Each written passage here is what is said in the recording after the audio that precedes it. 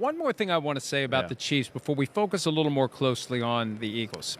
I've thought of this a couple of times over the course of the last week, and I want to be clear. I said this to Tom Curran earlier. This is not a report. This is not rumor mongering. This is just, and I say this about any coach that's been in a place 10, 15 years or longer. I just wonder at what point we're going to be at one of these Super Bowls, and it's going to take root that if they win, Andy Reid's going to walk away. Ooh, There's nothing along those lines now. No, He's going to be 65 next month. Yeah. There's nothing now. This isn't anything remotely like Bill Walsh at Super Bowl 23 when everybody kind of knew he was retiring if the 49ers won. But he's going to be 65. I know. It's crazy. And at some point, I think he is truly going to want to hand the baton to someone else who can carry this tradition forward for the back nine of Patrick Mahomes' career.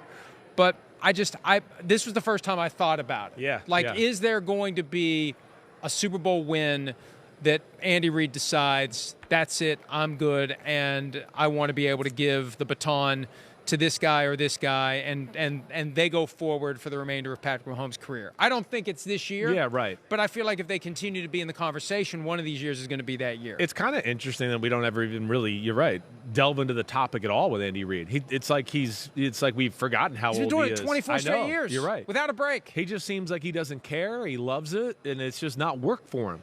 You know, even when, again, I don't mean to keep referencing the day I was there, but it's just... You have information from that, that's fine. It just very relaxed. It wasn't like, I never felt like he was like, oh, God, I got to go do this and go do that, right? It's just like, hey, this is what we do, and I got to go to an interview, and then I got to go talk to the team, and then we're going to go to practice, and I got to do another, and there was no stress level. He wasn't like pissy with me or the reporters, right? Where, you know, some coaches can be like stressed out, and they just want to get things done so they can go back and do their work. That's a reflection of an extreme level of confidence that he has in everything they're doing. Because you only get stressed out when you're worried, when you're concerned, when you have feeling that things aren't going the way they're supposed to. I'm missing something. I'm not doing something right. We have some weakness we haven't addressed. Oh, my God, what am I going to do about this? How am I going to do that?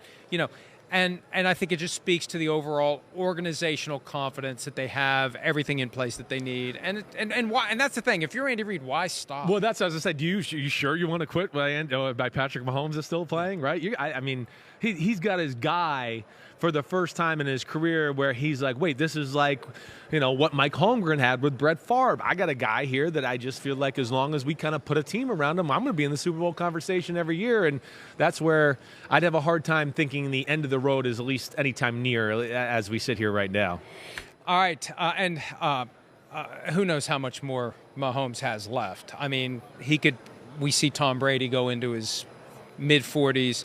And Patrick Mahomes will we know his arm will last the test of time, right? The question is, and if you take away his mobility at all, well, he plays like he did against the Bengals. Right. Oh, wow. Oh, yeah. Big problem. Yeah, right. Yeah. Right, exactly. Hi, it's Mike Florio. Thanks for watching PFT on YouTube. Hit subscribe for the latest news and analysis from Pro Football Talk.